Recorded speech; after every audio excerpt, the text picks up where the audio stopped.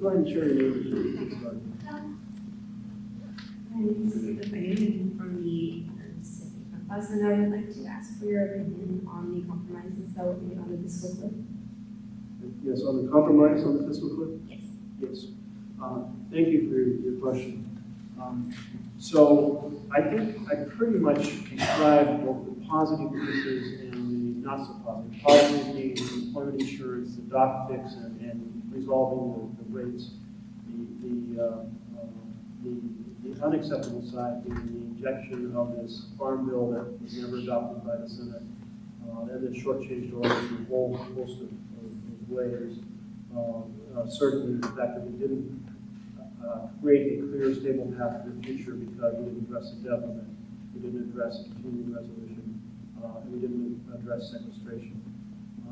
On balance, I voted for the bill while essentially protesting its shortcomings. If it hadn't passed, and I think the biggest thing that weighed on my mind were the 30,000 working families that would have been immediately dumped out of unemployment insurance at a time when unemployment is still so high. Okay, great. Yes, thank you. I would like to get your You got a microphone insights. for you.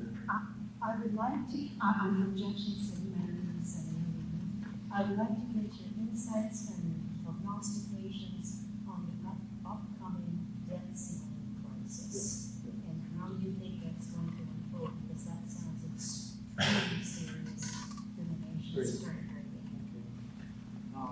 So here's an interesting question. Which president in U.S. history raised the debt ceiling more times than any other president? I heard Ronald Reagan. That's right, yeah. Ronald Reagan. And what did Ronald Reagan say to Congress? He said, look, we've got to pay the bills that we've already incurred. And that if you mess around with the good faith and credit of the United States of America by not paying the bills we've already incurred, then you're undermining our country. And he was exactly right. This is like getting your credit card bill. It's not about future spending. That's a whole different debate. It's about paying the bills already incurred.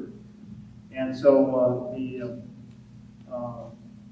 it was the last time that the Congress did not pay their bills. Well, we had our credit rating devalued. That means we have to pay higher interest when we borrow funds.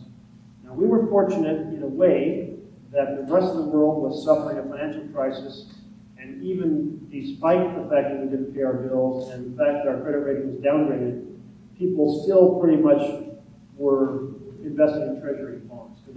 Relative to the stability of Europe or Japan, and Japan has a big problem, they have, well, I'll just leave it at that. But there was some damage. It's estimated to have cost us well over $1 billion. It could have been much worse. But we should have a full and robust debate about spending going forward. That's a continuing resolution debate. But we should, under no circumstances, not pay the bill we've already incurred. And I think when the president said what he said recently, which was, I'm not going to entertain negotiation on this, it's absolutely wrong to not pay your incurred bills, he's right. That doesn't mean there won't be an incredibly robust debate over the continuing resolutions or the sequestration, but that's much more legitimate grounds. How would you feel about him invoking the 14th Amendment? This is the follow-up question was, what about the 14th Amendment? The 14th Amendment basically says we'll pay our bills. And he could invoke the 14th Amendment. I think up till now he has chosen not to do that.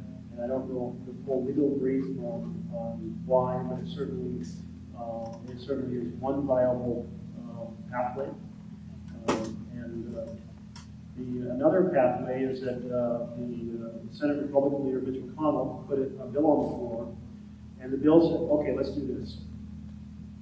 We will give the president the ability to lift the debt ceiling, recognizing it's to pay the bills, but we'll also give Congress a time period of 60 days to reverse the president's decision. And if Congress reverses the president's decision, then the president can either accept that or he can veto it. If he vetoes it, then the Senate would have a certain amount of time to override it. Now, that's a way that says there would be votes, therefore, about it. And I guess, you know, create votes creates a campaign issue, I suppose. But it was at least a reasonable, it was in the spectrum of reasonable ways for Congress to have a voice without torpedoing our economy. And so the Democratic leader said, great, you entered this bill, let's have a vote on it. And so you had a very strange situation of just hours after Mitch McConnell had proposed this legislation and entered it, Mitch McConnell filibustered his own legislation. So a little curious twist in the last few weeks. Senator, we have time.